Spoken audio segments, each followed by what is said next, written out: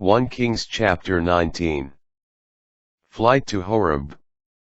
Ahab told Jezebel all that Elijah had done. That he had murdered all the prophets by the sword. Jezebel then sent a messenger to Elijah and said, "May the gods do thus to me and more, if by this time tomorrow I have not done with your life." What was done to each of them? Elijah was afraid and fled for his life. Going to Beersheba of Judah, he left his servant there, and went a day's journey into the wilderness, until he came to a solitary broom tree and sat beneath it. He prayed for death. "Enough, Lord. Take my life. For I am no better than my ancestors." He lay down and fell asleep under the solitary broom tree. But suddenly a messenger touched him and said, "Get up and eat." He looked, and there at his head was a hearth cake and a jug of water. After he ate and drank, he lay down again. But the angel of the Lord came back a second time, touched him, and said, "Get up and eat, or the journey will be too much for you." He got up, ate, and drank. Then, strengthened by that food, he walked 40 days and 40 nights to the mountain of God, Horeb. There he came to a cave, where he took shelter. But the word of the Lord came to him, "Why are you here, Elijah?" He answered, "I have been most zealous for the Lord, the God of hosts. But the Israelites have forsaken your covenant.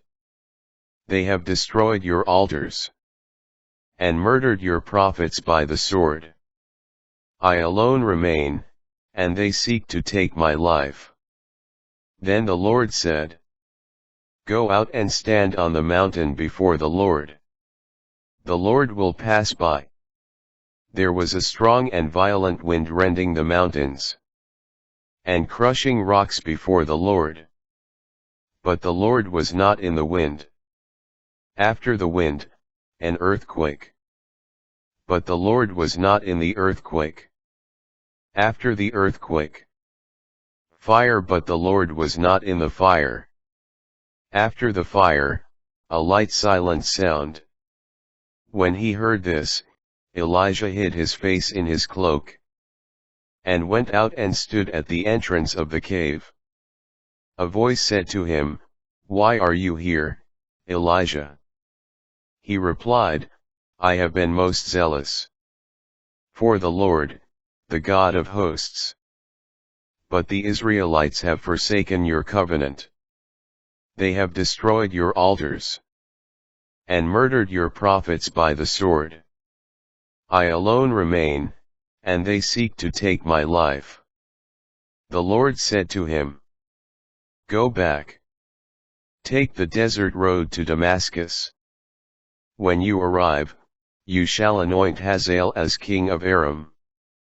You shall also anoint Jehu, son of Nimshi, as king of Israel, and Elisha, son of Shaphat of Abel-Meholah, as prophet to succeed you.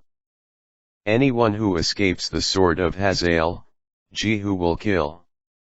Anyone who escapes the sword of Jehu, Elisha will kill. But I will spare 7,000 in Israel. Every knee that has not bent to Baal, every mouth that has not kissed him."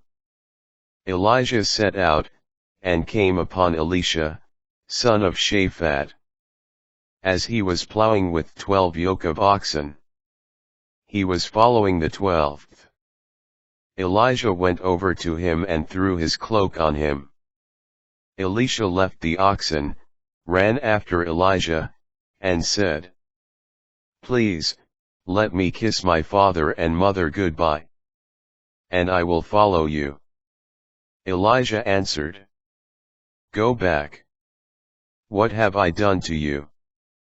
Elisha left him and, taking the yoke of oxen, slaughtered them, he used the plowing equipment for fuel to boil their flesh, and gave it to the people to eat. Then he left and followed Elijah to serve him.